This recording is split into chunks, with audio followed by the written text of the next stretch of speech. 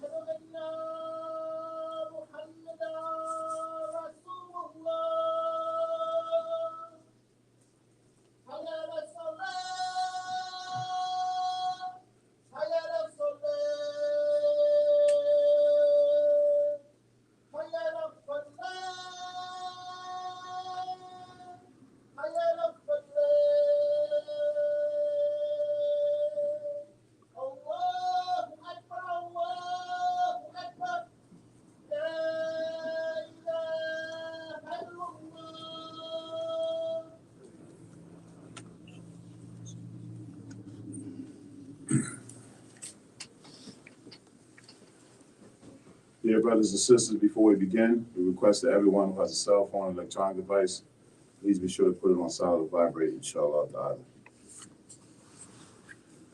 Inna alhamdulillah, alhamdulillah wa kafa, wa salatu wa salamu ala ashraful anbiya wa mursaleen, sayyidina wa habibina al-Mustafa, Rasulullah sallallahu alayhi wa ala alihi wa sahbihi wa sallam.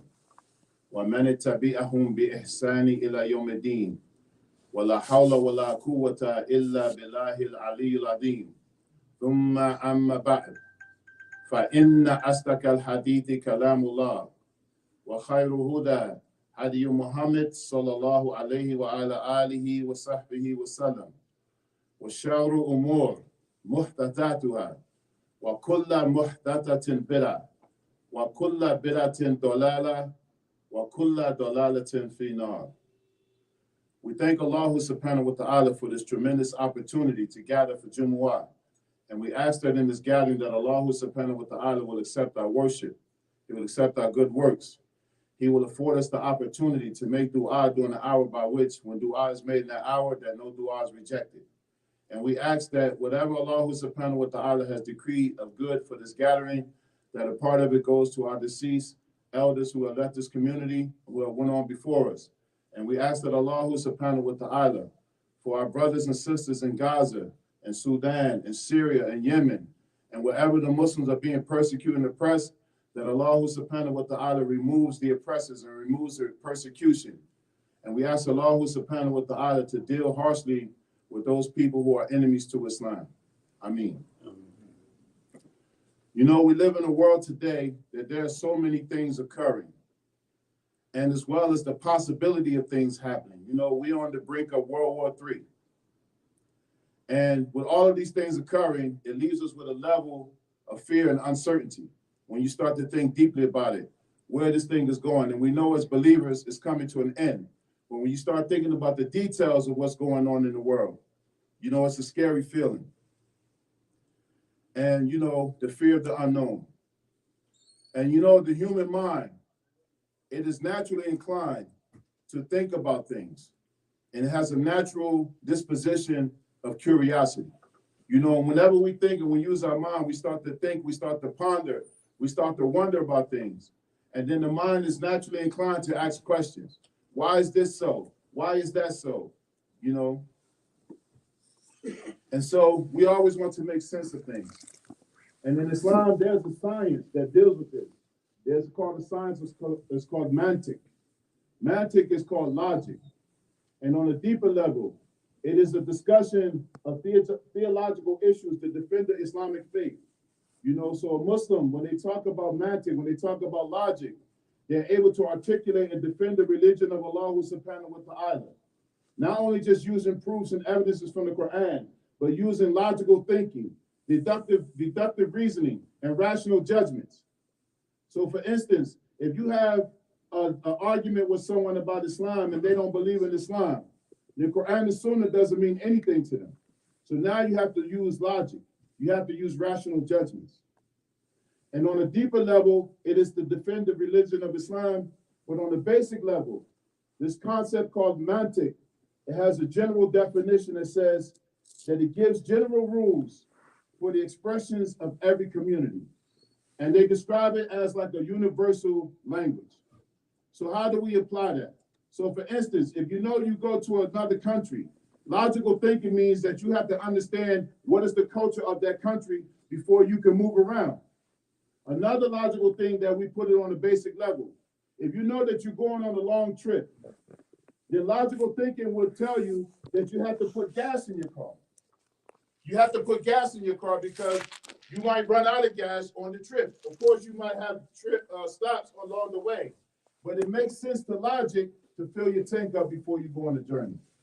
Another example, if you walk into a place in the desert and you see footprints in the sand, a logical deduction means those footprints got there some way. They didn't get there by themselves. So that's an example of logical thinking, that the mind is already pre-equipped to think about things logically. And so Allah subhanahu wa ta'ala informs us, because sometimes we think too deeply about things and we try to use logic where it doesn't apply. And Allah subhanahu wa ta'ala, when we think about all of these things that are occurring, everything is not for us to know. Everything is not for us to think deeply about. Everything is not for us to have the answer for. And that's what Allah subhanahu wa ta'ala, He has reserved the judgment day, where He says that He will make clear everything that will happen. Allah subhanahu wa ta'ala says in the Quran, A'udhu billahi minash shaitanir rajim, bismillahir rahmanir rahim. Allah inna lillahi ma fi samawati wal ard. Unquestionably, to Allah belongs everything that is in the heavens and the earth. قَدْ يَعْلَمُ مَا أَنْتُمْ عَلَيْهِ. And He says He already knows what is upon you. وَيَوْمَ يَرْجَعُونَ إِلَيْهِ فَيُنَبِّئُهُم بِمَا عَمِلُوا. And there will day come when they will be returned to Him, and He will inform them, meaning the people, of what they used to do. Wallahu bikulli shay'in alim. And Allah is all knowledgeable over every single thing. So Allah subhanahu wa ta'ala is giving us an indication here that He is the sole possessor of all knowledge. One of Allah's names, that He is Al-Alim. And one of His attributes, He has the attribute of ilm, of all encompassing knowledge of everything that will be, that everything that was, and everything that will be, if it was to be, if He willed it. Allah subhanahu wa ta'ala has complete knowledge of everything and every time and every place, even before it comes into existence. And so some things when we learn, we have to know that we don't know and we don't need to know. And that's why in Islam, this beauty of Islam is that Allah subhanahu wa ta'ala doesn't take us to task about what we should know, except what is necessary. But He takes us to task on the judgment day about what we do. Allah subhanahu wa ta'ala is going to call to us account, not what we think or what we don't think, but what we do, what we earned, what He has showed us in His book. And one of the common phrases that you read in the Quran, the beauty of Islam, that Allah subhanahu wa ta'ala revealed this Quran on the heart of the Prophet sallallahu alaihi wasallam. And out of the many miracles that the Prophet sallallahu alaihi wasallam came with, the Quran is the biggest one. The Quran is the biggest one because they couldn't imitate the Quran. They couldn't duplicate the Quran. And they tried. And this was something that was miraculous to people who were specialists in language. People who were specialists in language, when they read this book, they said this couldn't be from a human being. And so one of the phrases that we read all of the time, very common in the Quran, Inna ladina amanu wa amilu salihat. Verily those who have iman, who believe, and then they do righteous actions. This is what Allah subhanahu wa ta'ala wants us to do as believers. Have iman about Allah subhanahu wa ta'ala. Not a lot of thinking is involved in it. And then try to do the best you can with righteous actions and following the sunnah. And then when that is the premise, when the person just submits to Allah subhanahu wa ta'ala and do the things that they are commanded and try to stay away from the things that they have been prohibited from, then this helps to think a logical thinking. Once you submit and once you commit, this is one of the problems that people have. They want to know everything about Islam. They want to know all of the answers to these questions before they submit to Allah subhanahu wa ta'ala. But the one that Allah has blessed with Iman, they don't need all of their questions answered. If they have enough security and know that Allah subhanahu wa ta'ala is the creator of the heavens and the earth, that is plenty. And during the time of the Prophet sallallahu alaihi wasallam, once he declared that he was the prophet from Allah sent to them, and they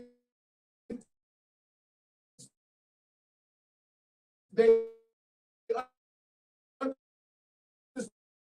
him, they knew how he lived, they knew he wasn't a liar, they knew he was trustworthy, and that was enough for them. Not asking a lot of questions. But when we read the Quran, on the flip side of it, this helps us to think logical thinking, because when you read the Quran, if you never went to school or you never went far in school, when you read the Quran, you're going to be coming across topics such as biology, anatomy, food science, history, zoology, astronomy. All of these things will interest your mind because you read them in the Quran. They may seem simple, but Allah subhanahu wa ta'ala describes in intricate details the formation of a person in the womb of their mother, intricate details of how the sun rises and how the moon moves in the orbit, intricate details of things that a man in the desert, sallallahu alaihi wasallam, could not have known. It was only by revelation of Allah subhanahu wa ta'ala. We think about how cells are developed. We think about botany, the science of plants. We think about all of these things when you read the Quran, and because the Quran is supposed to make you think. And then you have a logical conclusion. No way that a person cannot believe in this thing when this revelation is clear as the sun. And so by means of submitting to Allah subhanahu wa ta'ala, we develop this science of thinking. And that's why Muslims, even now and in the past, they were great thinkers. They were great people who knew how to process information, which is not an easy task. Thinking is so hard that many people, they would rather remain ignorant instead of using the processes that Allah subhanahu wa ta'ala gave them.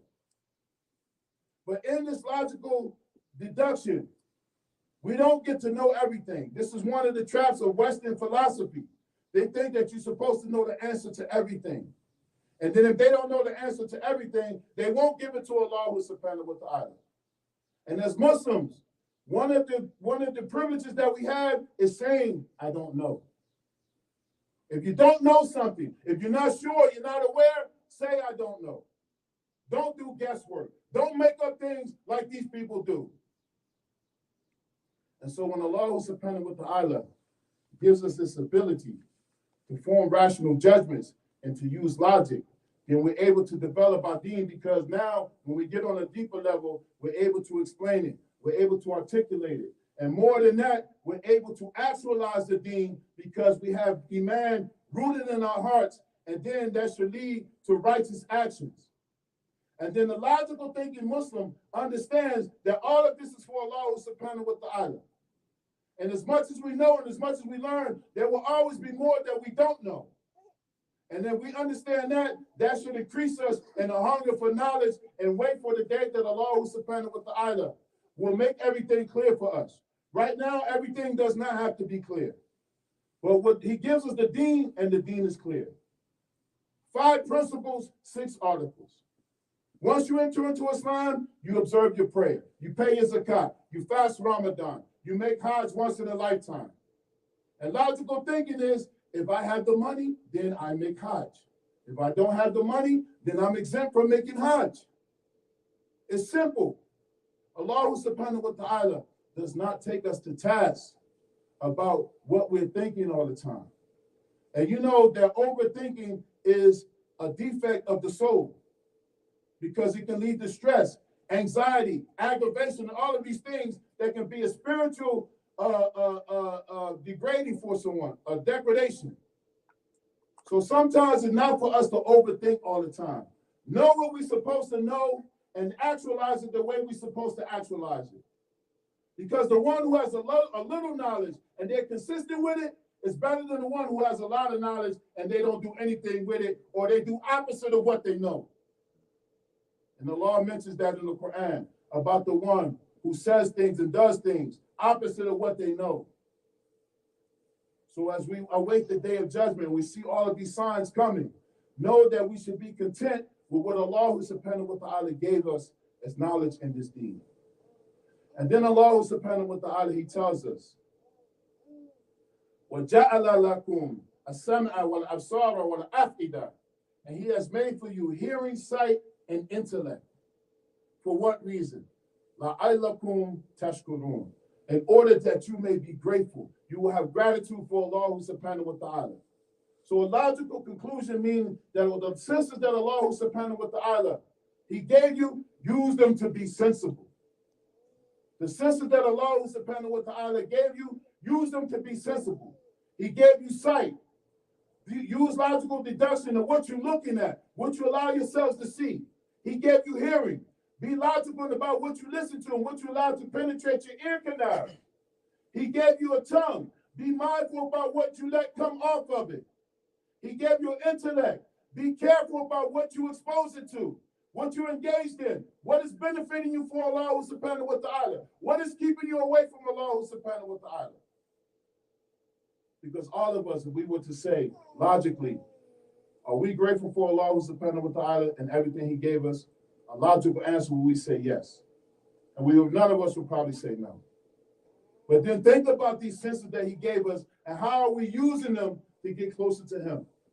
Or how are they being used to take us away from Allah subhanahu wa ta'ala? Because gratitude is not just saying, I thank Allah for my sight and my health and my hearing and my intellect. No, using it in His cause, using it in His path. Be careful about the things that you allow to consume you, because these things have an impact on your logical thinking. If you don't think so, think about the last time we committed a sin, and we left our rational judgment. We left our logical thinking. We fell victim to our desires. And think about the feeling afterward. The moment after you commit the sin, if you have an ounce of iman, then you think about, man, I messed up. And that's a healthy sign. But the person who has the logic, who is understanding how to use their mind and use their heart, they start being careful about the places and things and people that they are around. Because they know that this temporary abode in this dunya is only to serve Allah subhanahu wa ta'ala. And everything that's in this dunya is for us to use to get closer to Him. Not that it possesses us and that it owns us. Rather, we use it so that Allah subhanahu wa ta'ala can be pleased with it. So He gave us these faculties of hearing, sight, and intellect. But we won't be able to hear everything. We won't be able to see everything. We won't be able to explore everything. We won't be able to know everything. And Allah subhanahu wa ta'ala has reserved the day of judgment where it will all make sense. On that day, all of it will make sense. So what we should do, when we think it logically, prepare ourselves for that day. These moments that are passing by, use them to prepare for that day. Because when that day is laid out and Allah subhanahu wa ta'ala makes clear everything, we won't be able to respond. Everything will already be settled. And we will stand before Allah subhanahu wa ta'ala. And now is the time to prepare for that. So as we think about the judgment day, that is the day when everything will make sense. Let's start being sensible with the faculties that Allah subhanahu wa ta'ala gave us in this dunya. And we ask Allah subhanahu wa ta'ala to give us ability in our senses to please Him and to worship Him and to honor Him and to be submissive to Him. Ameen. Aqulu qawli hada wa astaghfirullah li wa lakum fastaghfiruhu fa innahu huwal ghafurur rahim.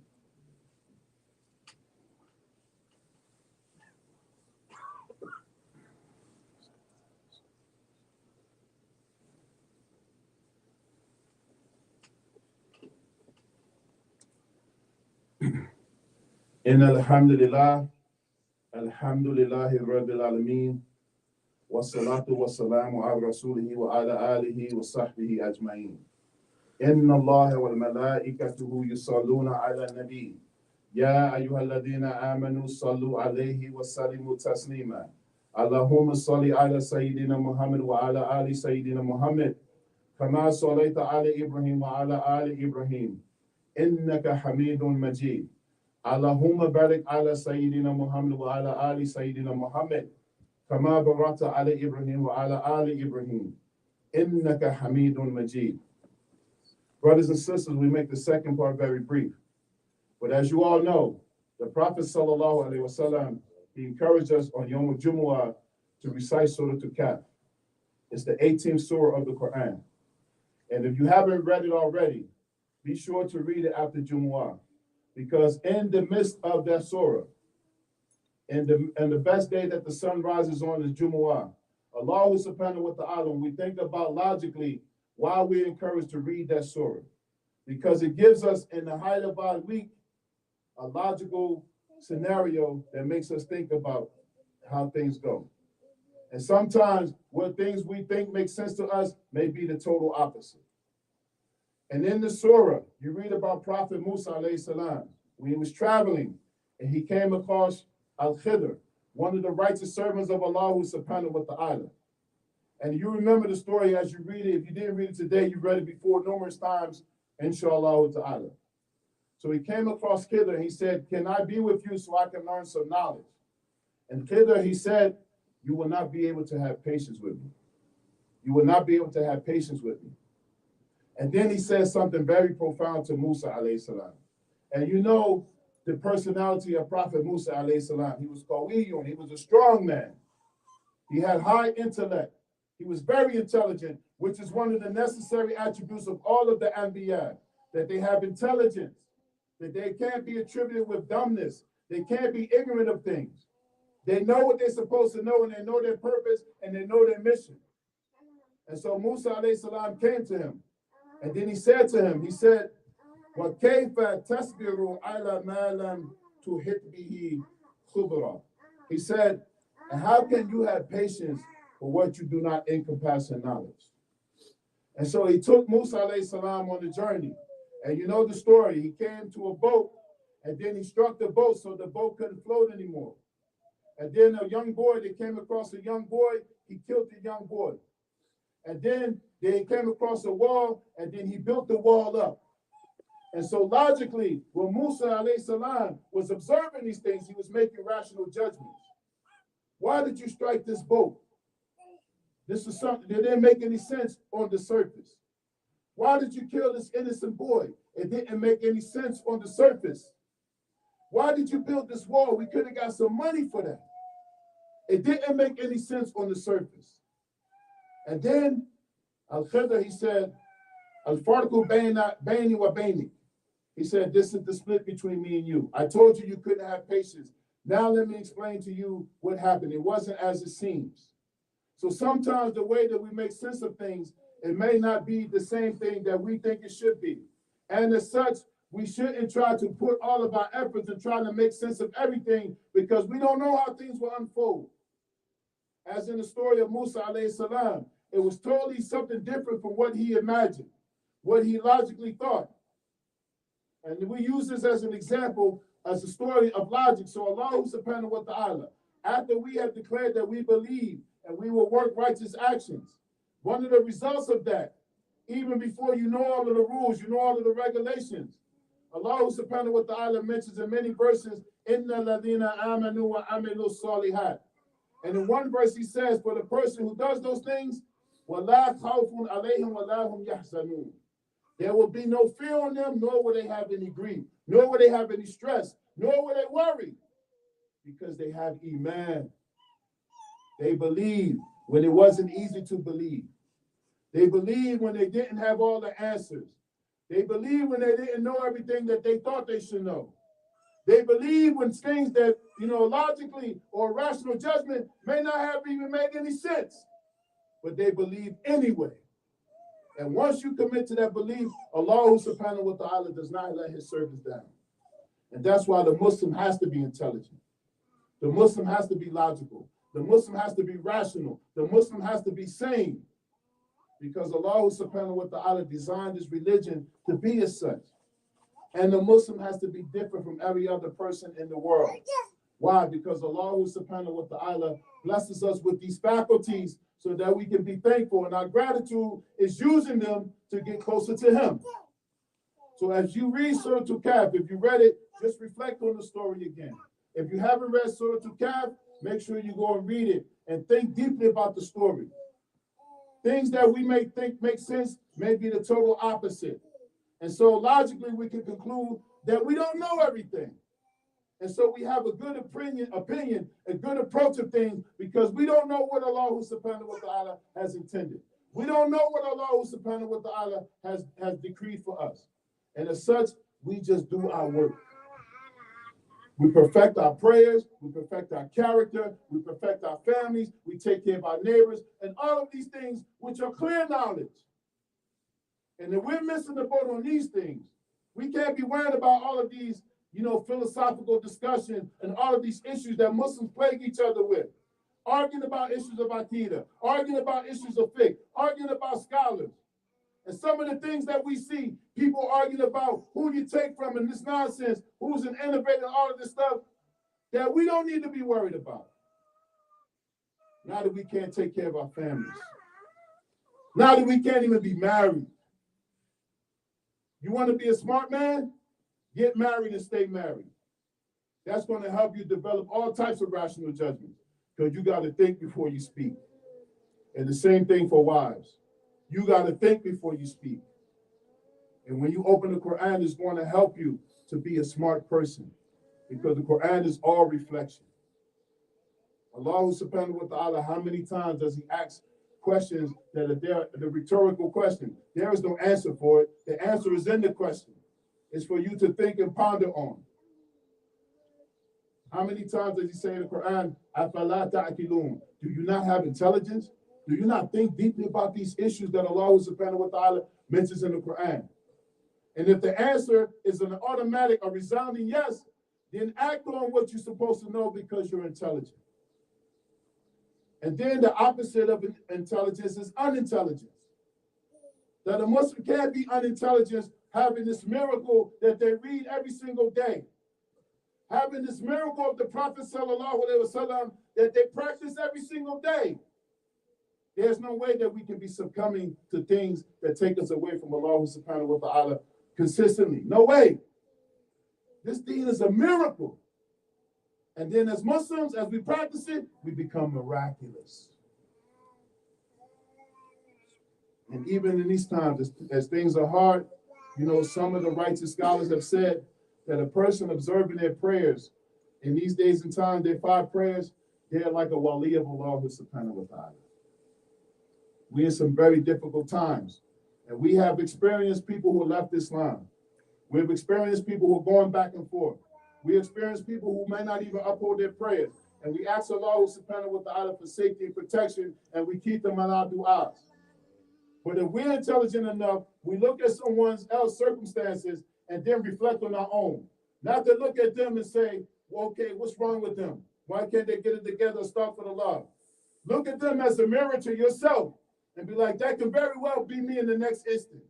Allah subhanahu wa ta'ala can put a test on me that I think that I can get through, and it may be the one that overwhelms me that will bring me back to my rational thinking. And every misfortune that happens, whether to a person or a circumstance or an event, thank Allah subhanahu wa ta'ala that He gave you the ability to see it, and if He didn't test you with it, and if He tests you with it, know that He will bring you through it. Know that He will bring you through it. It won't last forever.